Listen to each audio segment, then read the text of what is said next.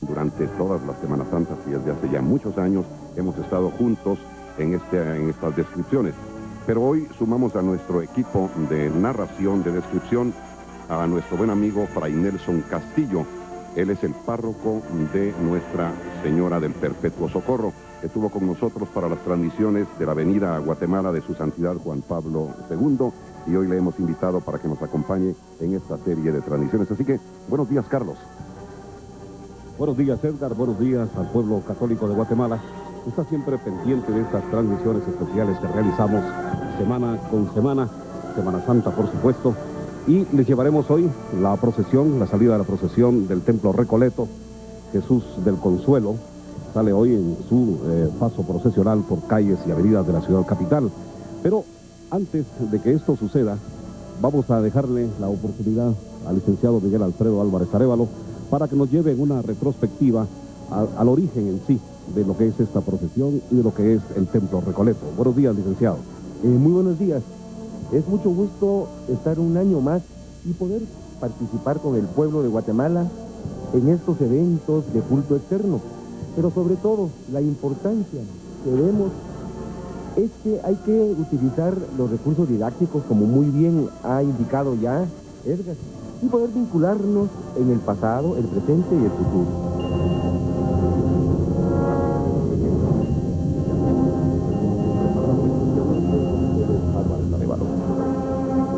En el año de 1682 llegó a México una misión de frailes recoletos, es decir, de propaganda fide, recolección de almas. Hicieron la fundación de la Casa Matriz Santa Cruz en la ciudad de Querétaro. De ahí partieron a la ciudad de Santiago de Guatemala, estableciéndose en un principio en el Calvario. Vienen 4 frailes de propaganda fide, dentro de ellos Fray Antonio Margil de Jesús, haciendo la fundación del Colegio de Cristo Crucificado. Habiendo tenido licencia para construir su edificación en el año de 1700. Fray Antonio Margil de Jesús llega a Guatemala y trae entonces la misión específica de hacer esta fundación con el nombre ya especificado de Colegio de Cristo Crucificado. Y viene también Fray Melchor López, a quien estamos viendo en este momento a través de la pantalla.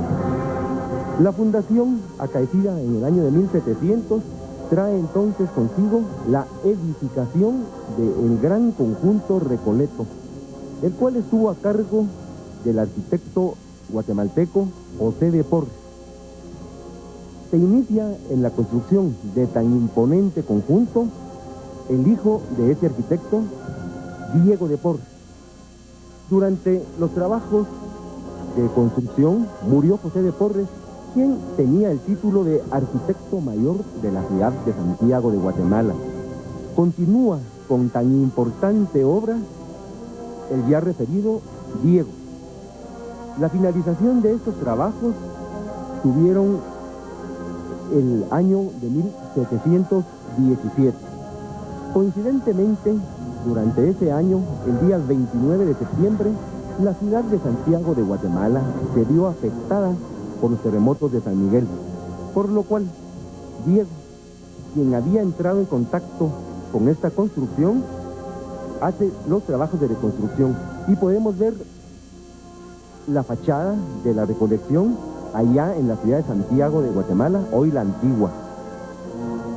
La elocuencia y la grandeza de sus ruinas nos hablan entonces de lo que fue aquel conjunto monumental. Fue famoso el arco toral, que por cierto fue un símbolo de identidad de la ciudad de la antigua Guatemala. Lamentablemente, con el terremoto del 4 de febrero de 1976, se perdió tan importante reliquia arquitectónica. Además, en el conjunto Recoleto, en aquella ciudad, podemos ver la fuerza telúrica que afectó a aquella ciudad en el mes de julio de 1773, lo que ocasionó el consiguiente abandono a la ciudad, y es así como los recoletos dejan tan importante conjunto, ya que apegados a las ordenanzas reales tuvieron que trasladarse al Valle de la Ermita, dejando al pasado, dejando al romanticismo tan importante conjunto, y tiene que edificarse un nuevo templo, un nuevo convento, y fue así como se les asignaron 33,000 varas castellanas en la parte norponiente de la ciudad de Guatemala de la Asunción. Aunque trabajaron varios artistas en su diseño, entre ellos Marcos Ibáñez, es muy importante señalar a Santiago Martí. Y el templo Recoleto de la Nueva Guatemala de la Asunción es testigo de los gustos artísticos que reinaban en aquella época de la traslación. Nos estamos refiriendo a la incidencia del neoclasicismo. Es imponente la fachada del Templo de la Recolección, la cual es dominada por columnas coronadas con el orden romano compuesto. Un impresionante tímpano, asimismo las torres y la cúpula. Aunque tenemos que hacer referencia que el Templo Recoleto también sufrió mucho para su construcción debido a los problemas políticos durante la época federal. Los recoletos fueron expulsados de Guatemala. Por tal razón, durante 10 años se suprimieron los trabajos. Finalmente, se llevaron a cabo los trabajos que ponen fin a esta obra de muchísimos años y dotando a la ciudad de Guatemala de uno de los conjuntos más importantes desde el punto de vista artístico, el convento y la iglesia de la Recolección. La Recolección se convirtió en uno de los barrios de mayor tradición en la ciudad de Guatemala. En sus calles nos cuenta la tradición oral, como en este que estamos viendo, que es el Callejón del Colegio. Por las noches se escuchaba el carretón de la muerte, a los penitentes en el tanque ya desaparecido de la Recolección se escuchaban los alaridos de la Llorona y también miraban bañarse a la Ciguanaba.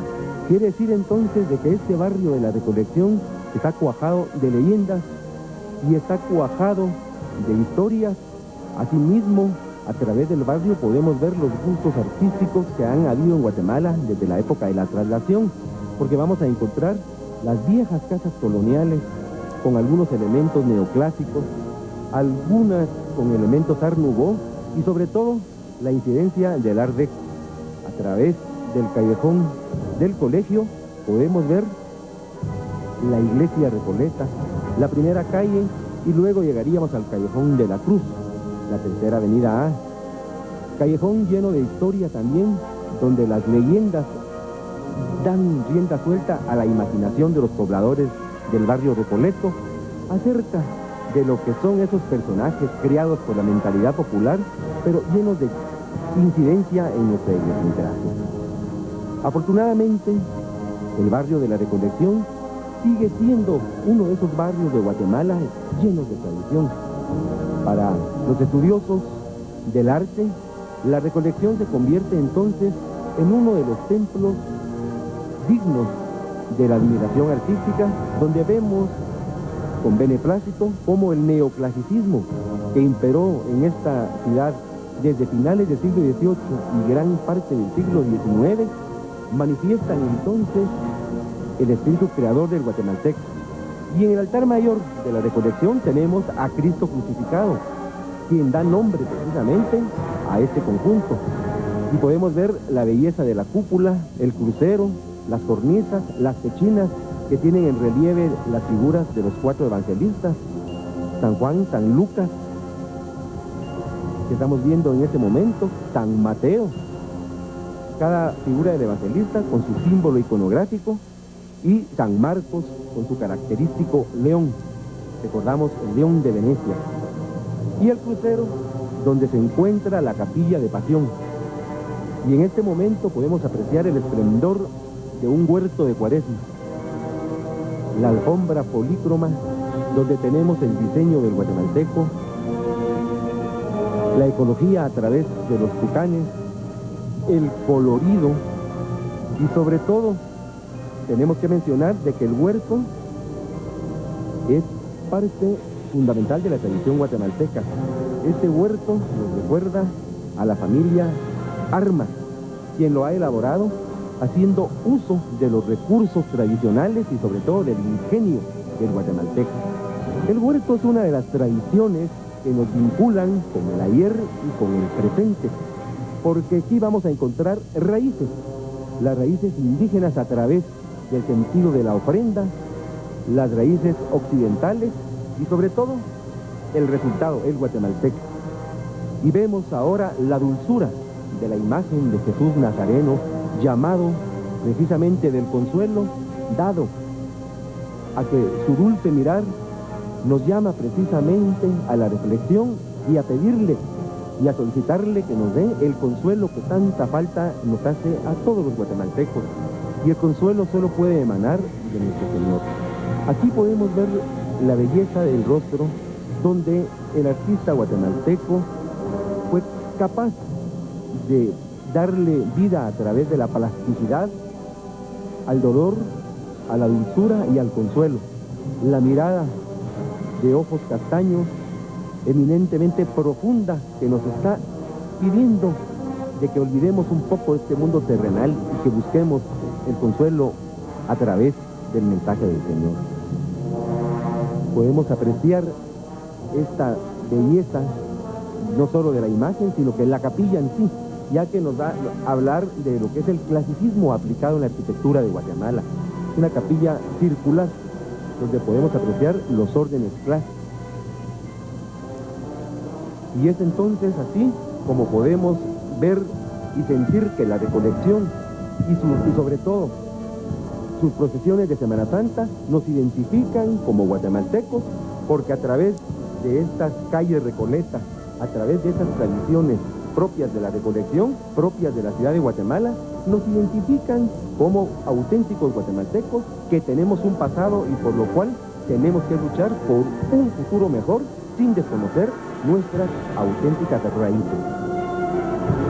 Muchas gracias al licenciado Álvarez Arévalo por esta detallada retrospectiva que nos ha hecho conocer más profundamente, más cercanamente, la imagen de Jesús del Consuelo y de lo que el Templo Recoleto significa. En pantalla ahora, Monseñor Morandini. Él es el nuncio apostólico, representante de su santidad Juan Pablo II aquí en nuestro país. En un momento más las andas serán levantadas y se pondrá en marcha el cortejo procesional hoy con Jesús del Consuelo esta mañana de sábado 30 de marzo de 1996. Así es, Carlos, y son muchísimas las personas que se han dado cita esta mañana. Comentábamos con Carlos hace algunos instantes que esta es una típica mañana, llamémosle Semana Santera, a pesar de que la Semana Santa se inicia el día de mañana, Domingo de Ramos. Pero la situación climatérica es exactamente como estamos acostumbrados, sobre todo aquí en el Valle de la ciudad capital. Esta transmisión a través de Canal 3, el Supercanal, la dedicamos muy, pero muy especialmente a todas aquellas personas que por una u otra causa se encuentran recluidas en centros penitenciarios, para aquellas personas que también nos sintonizan, nos ven desde los centros asistenciales en cuanto a salud se refiere, en los hospitales nacionales, en los hospitales privados, sanatorios, etcétera. Para todos ellos especialmente y para quienes por una u otra causa también no pueden asistir a presenciar personalmente los cortejos procesionales, para todos ellos va esta transmisión dedicada por parte de Canal 3, el Supercanal. Queremos agradecer profundamente también la hospitalidad que nos brinda, así como las facilidades, la familia de nuestro buen amigo Enrique Hernández, donde nos encontramos precisamente. Vamos a ir al interior del templo. Los cargadores se han puesto ya de rodillas, las andas van a ser levantadas. Sí, y entonces en unos instantes, porque la Iglesia Católica suele ser muy, pero muy puntual, son las 11 horas, todos de rodillas ya, para luego cargar las andas. Vamos a escuchar el ambiente que priva dentro del templo.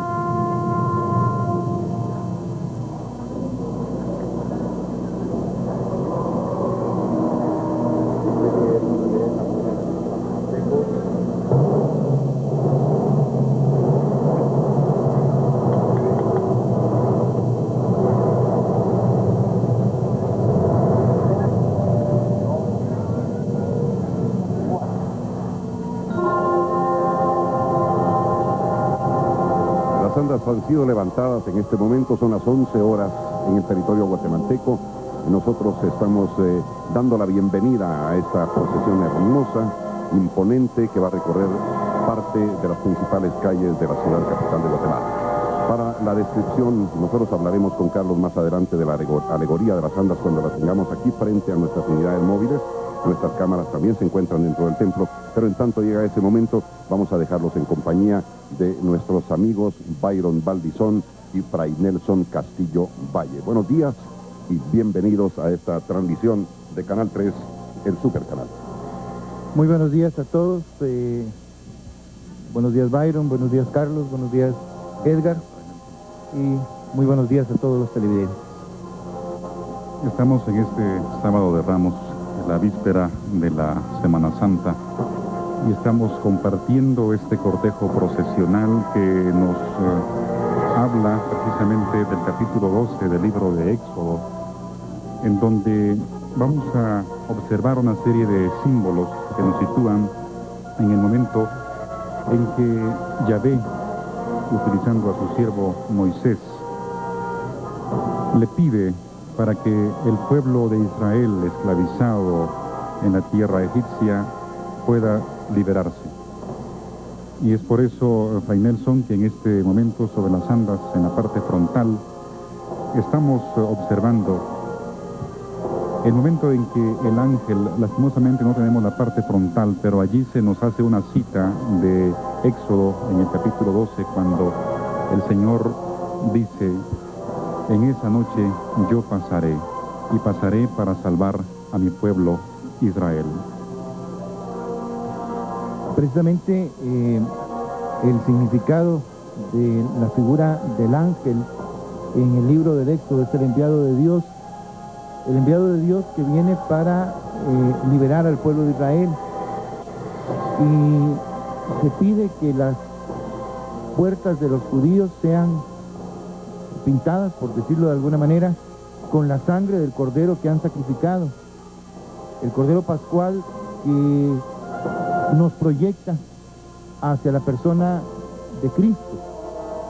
Juan dice: este es el Cordero de Dios, el que viene para quitar el pecado del mundo, para salvar. El hecho de pintar el dintel de la puerta con la sangre del cordero recién sacrificado era para librarlos del exterminio que venía a hacer el ángel. El ángel venía a exterminar a los primogénitos de los egipcios por su resistencia a dejar al pueblo de Israel salir hacia la tierra que Dios le estaba entregando. Ahí estamos observando la cita bíblica, es Éxodo 12:12. Dice nada más la primera parte, pero el versículo completo nos dice: esa noche yo pasaré por todo Egipto y heriré de muerte al hijo mayor y dictaré sentencia contra todos los dioses de Egipto.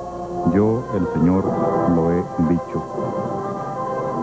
De esta manera, Yahvé estaba anunciando que en aquella noche un ángel, el ángel de la muerte llamado, iba a exterminar, iba a acabar con los primeros hijos de las familias egipcias para que el pueblo de Israel, el pueblo de Dios, pudiera salir de la esclavitud, pudiera hacer su éxodo.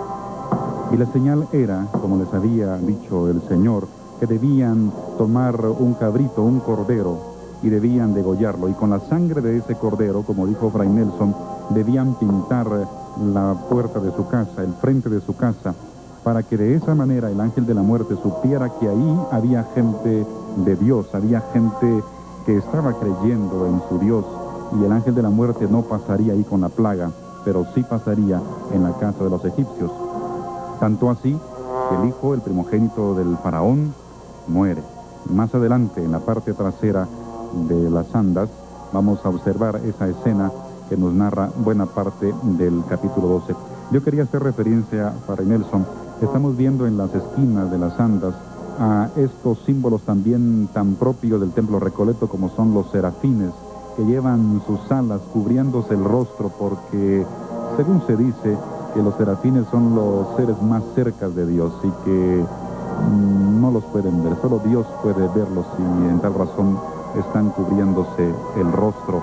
Son parte también de este mueble precioso que lleva la imagen de Jesús del Consuelo, una imagen consagrada también con un rito exquisito muy parecido a del de la consagración de la imagen del Nazareno de la Merced. Vean ustedes esa obra escultórica del serafín que se cubre su rostro porque los hombres no podemos ver a los serafines según la tradición religiosa.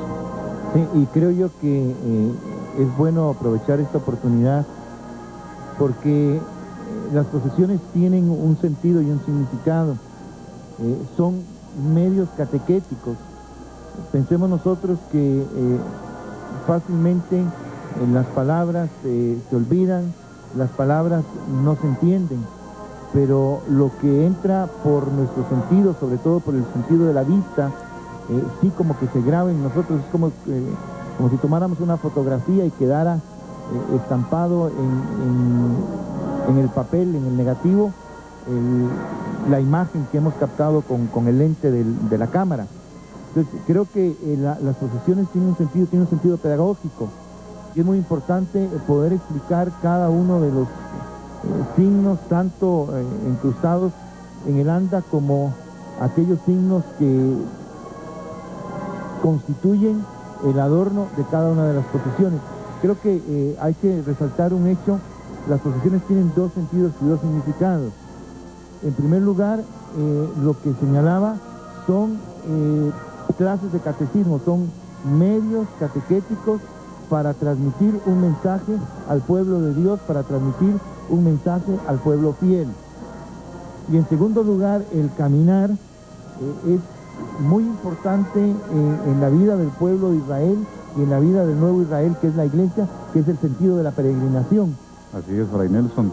Precisamente en ese éxodo del pueblo de Israel en el desierto, el Señor que rescata a su pueblo y que lo invita a caminar, eso es lo que hacemos en cada procesión, un caminar, y nos da también el simbolismo de una iglesia que camina, que está en acción, que está en movimiento, y con toda esa simbología que envuelve la tradición de fe de este pueblo, como el incienso, el aroma coroso, la misma liturgia y paraliturgia que suceden en este momento, pues yo creo que es una hermosa catequesis, además de la que hay que descubrir sobre las andas. Y ese incienso nos recuerda precisamente lo que nos dice Padre David en el Salmo 30, que así como el incienso se eleva hacia el cielo, que nuestra oración también llegue a ti, Señor. Las andas están a punto de llegar al umbral de la puerta principal del Templo Recoleto. En ese momento, la banda interpretará esa pieza musical tan presente en este tiempo como lo es La Granadera, de autor anónimo, en un momento muy emotivo en el que invitamos para que usted que nos sintoniza allá en su casa, en algún centro de detención, en algún centro de presidio, para que también se una a toda esta comunidad y eleve una plegaria a Dios nuestro Señor. También quiero resaltar el hecho que el señor nuncio apostólico se encuentra al frente de la procesión juntamente con el rector o párroco del Templo de la Recolección.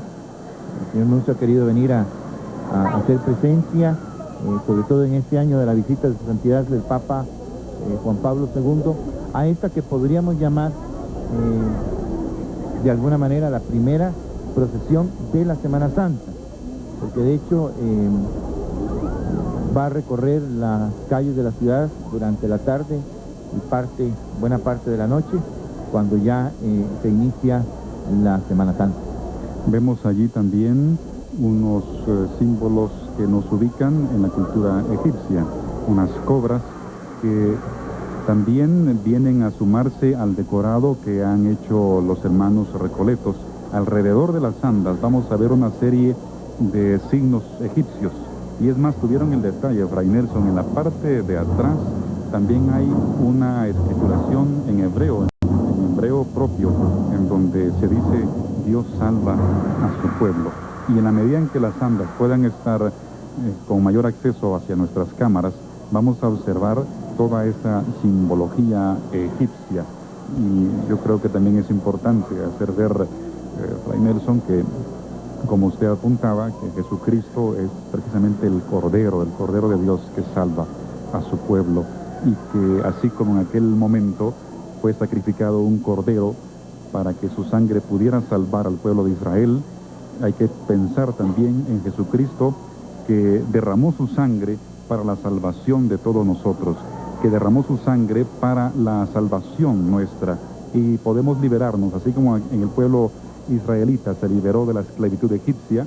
Nosotros podemos liberarnos de la esclavitud del pecado, de la esclavitud a la idolatría, de la esclavitud al dinero, de la esclavitud a tantas cosas que este mundo hedonista nos ofrece ahora.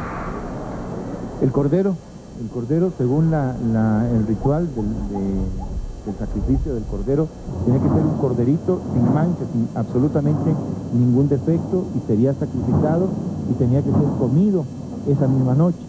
Y es figura de Cristo que derrama su sangre por nosotros, y Cristo que se ofrece a nosotros como alimento, sobre todo en la Eucaristía, que nos lanza al primer día propiamente del tríodo pascual.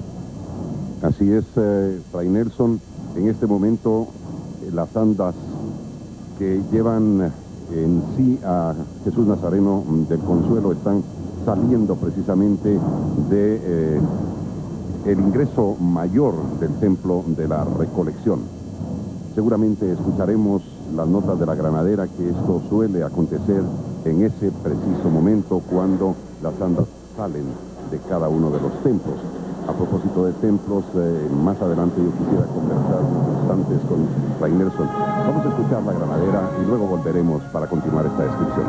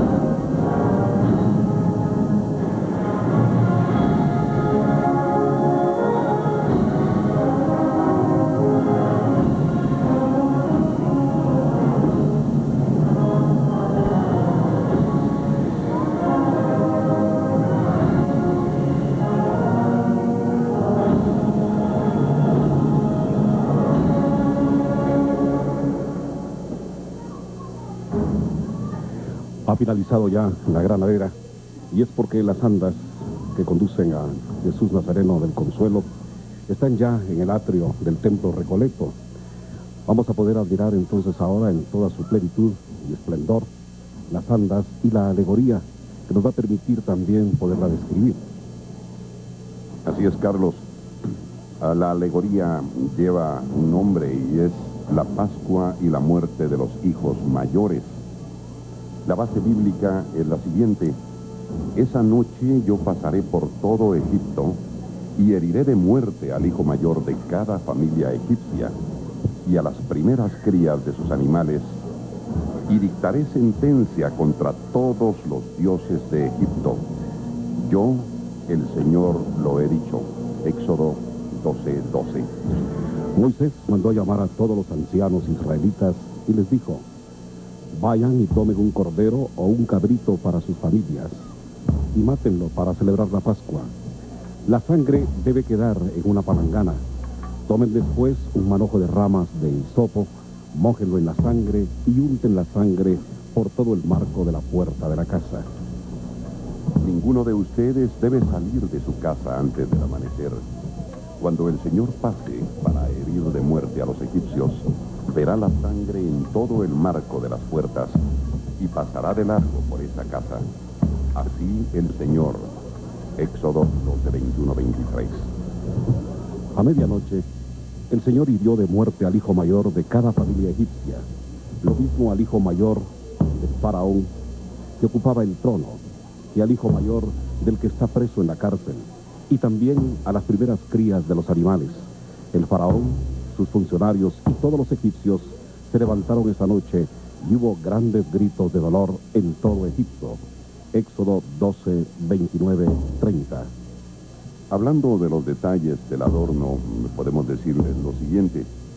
Al frente de las andas se aprecia un ángel victorioso que porta la sentencia que para el pueblo egipcio dictara Dios, y que dice: esa noche yo pasaré por todo Egipto y heriré de muerte al hijo mayor y dictaré sentencia contra todos los dioses de Egipto. Yo, el Señor, lo he dicho. Enseguida, rodeado de un barandal decorado de cobras, Faraón, quien desesperado implora por el hijo muerto a su Dios. Al centro, la consagrada imagen de Jesús Nazareno del Consuelo, con túnica color rojo, bordada en oro, sobre un basamento con detalles de la cultura egipcia. Sale de sus pies, pues, una nube que cubre a los dioses egipcios, marcando el inicio del cumplimiento de su mandato. Y en la parte de atrás, el holocausto del pueblo hebreo en celebración de la primera Pascua, protegidos por el ángel de Dios.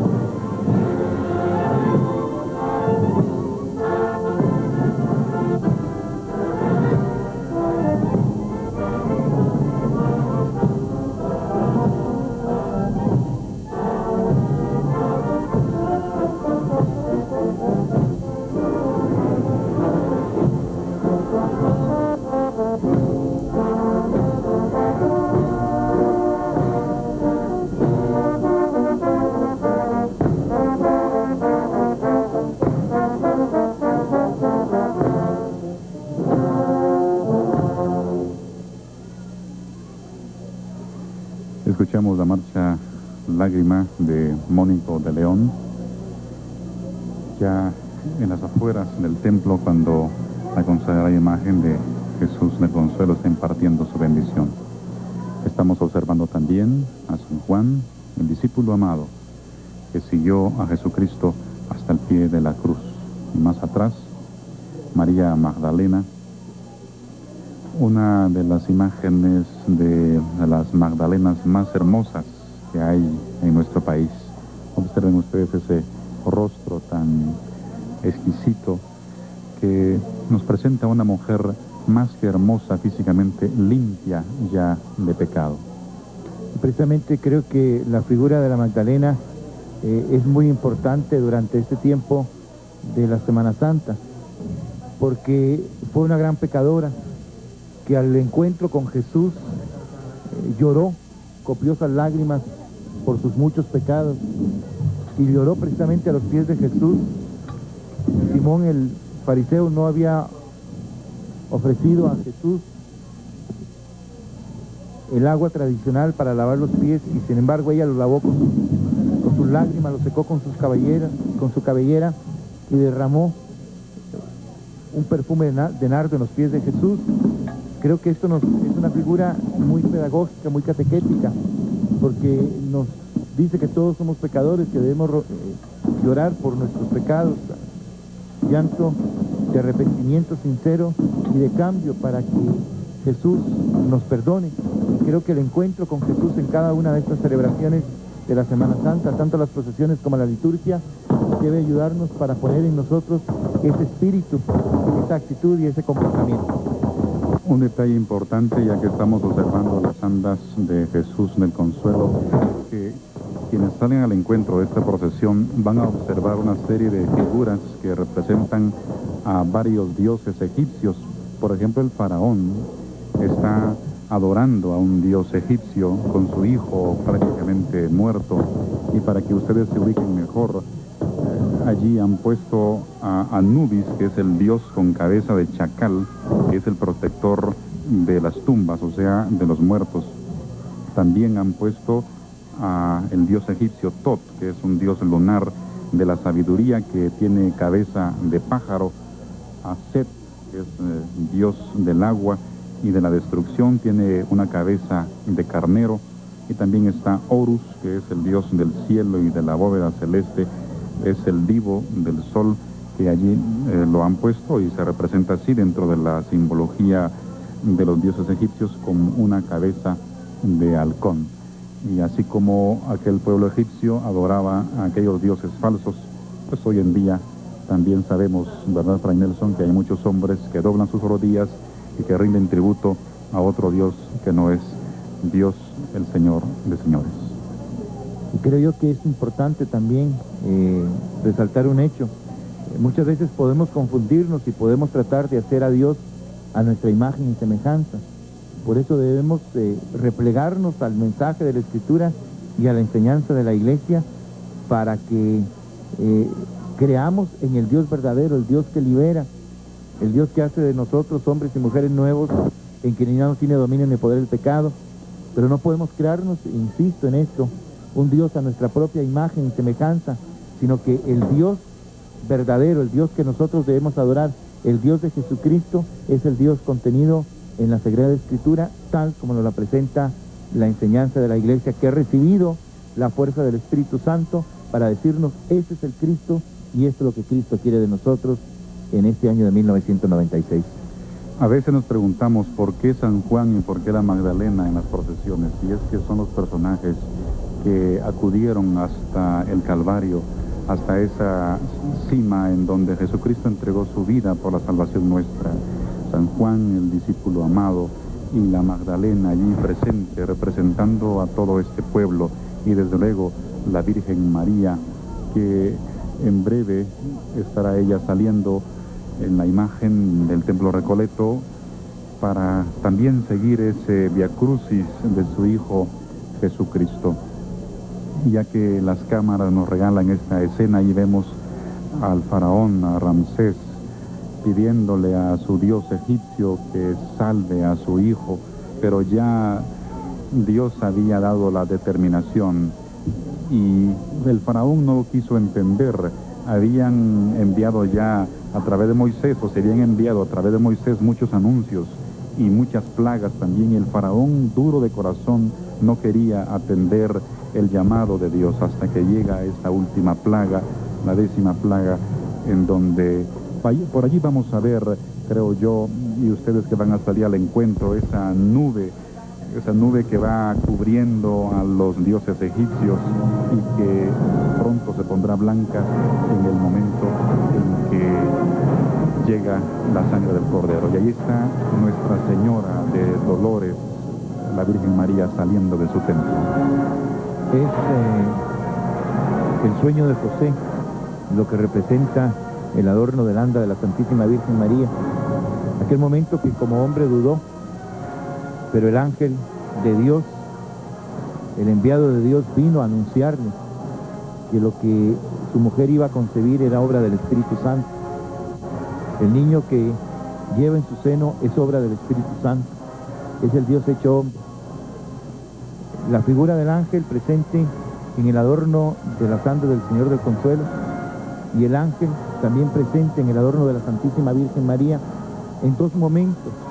Un momento de exterminio, es el momento del pecado, es el dominio del pecado, y un momento de nacimiento y de vida, que vemos a la figura, a la imagen de San José, el ángel de Dios que anuncia la muerte por el endurecimiento del corazón del faraón de no querer dejar salir al pueblo de Israel. El ángel que anuncia a José que lo que va a concebir es obra del Espíritu Santo, y la nobleza del corazón de este hombre que acepta esto como la voluntad de Dios. Uno, el faraón se resiste a aceptar la voluntad de Dios. José se somete gozoso como creyente a la voluntad de Dios. La carta a los Filipenses dice que Jesús no se aferró a las prerrogativas que le concedía su condición divina, sino que se abajó, se anonadó tomando condición de esclavo. La Santísima Virgen María dice: he aquí la esclava del Señor, hágase en mí según tu palabra. José, en el silencio de la aceptación, también dice: he aquí el esclavo del Señor, hágase en mí según tu palabra.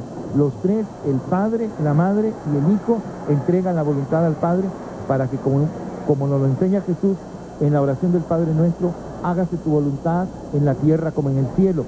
Y para eso necesita de hombres como José y de mujeres como María.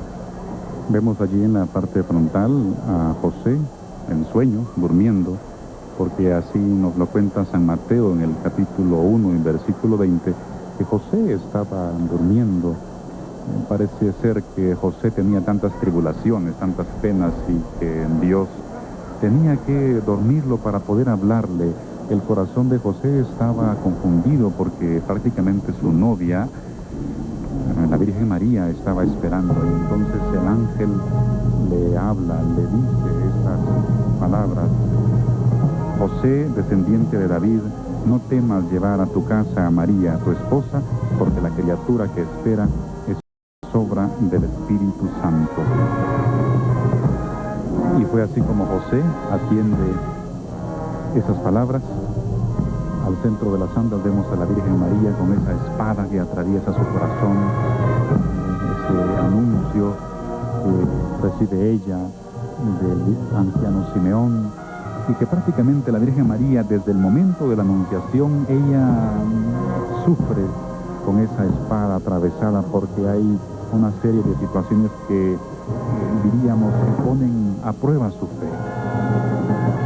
Pero creo yo que el sentido, y es muy importante tenerlo muy presente durante la Semana Santa, o sea, vemos a Jesús Nazareno, vemos a María, la Madre Dolorosa, con la espada que le atraviesa el corazón, que es un signo de dolor y de sufrimiento, pero todo tiende y todo nos lleva a la resurrección, que es el triunfo. O sea, pasar por la muerte para llegar a la vida y la plenitud de la vida, que es la resurrección.